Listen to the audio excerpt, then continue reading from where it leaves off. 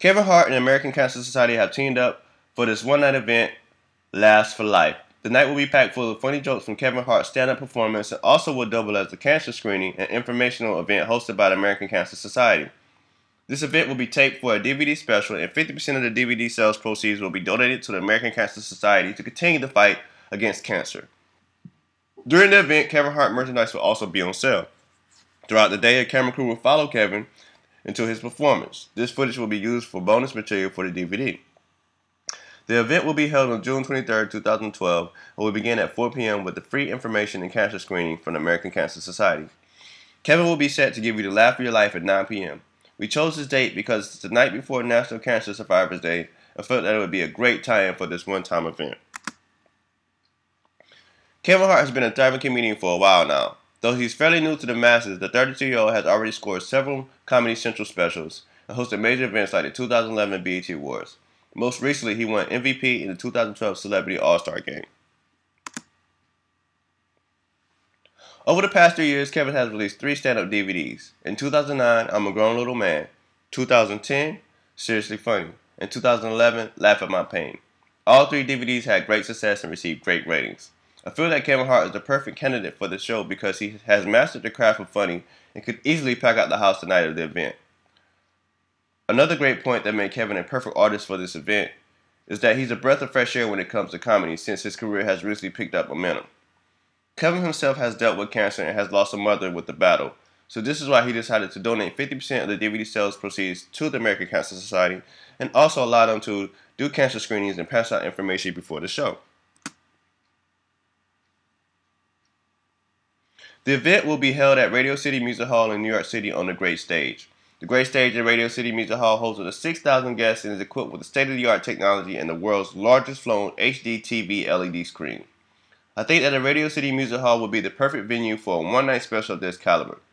Since it is only a one-time show, the number of seats that the Radio Music City Hall offers the fans and supporters gives a great opportunity for them to actually have a chance to be in the building to see Kevin live and also end up on the DVD.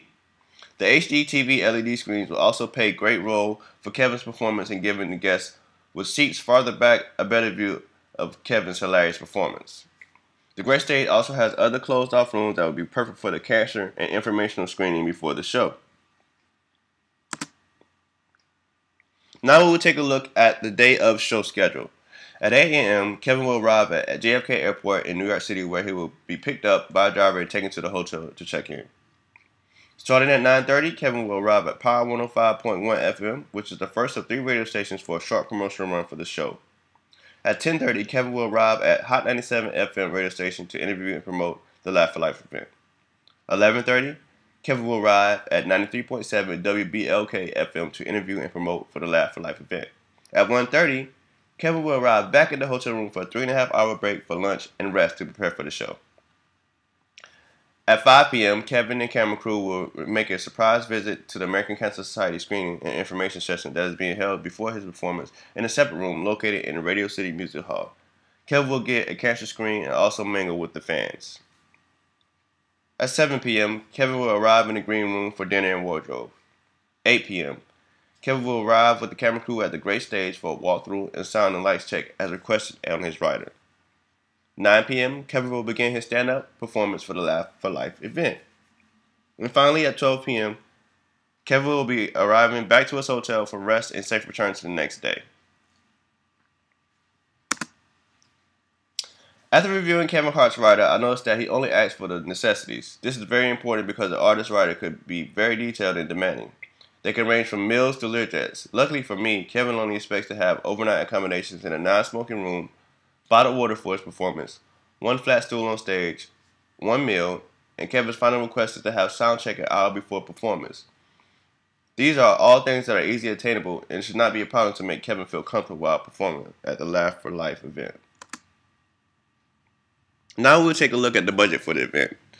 Luckily, we were able to receive some donations from the American Cancer Society, which were 15 cancer screening booths and 100 employees that act as event workers. As for expenses, we had things such as car services, Radio City Music Hall rental fee, the hotel fee, merchandise, which would be t-shirts that would be sold at the event, and DVD production and distribution. Total expenses came to $490,300. As for revenue, ticket sales were. We also have DVD sales and merchandise sales. Total revenue was $1,098,000. The net profit for this one night event will be $607,700.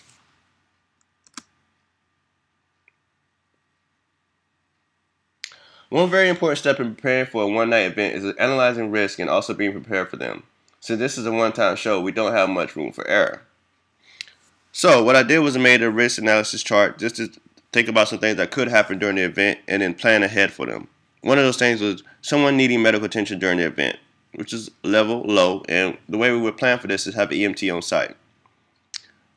Now, more important risk would be recording equipment failing. This is important because we are actually shooting this for the DVD, so we need to have this footage. So the plan would be to require a recording crew to have backup equipment just in case of any malfunctions. Another risk that could happen during the show is power failure. And this is a high risk. So what we can do is hire a professional technician to inspect and troubleshoot any power issues.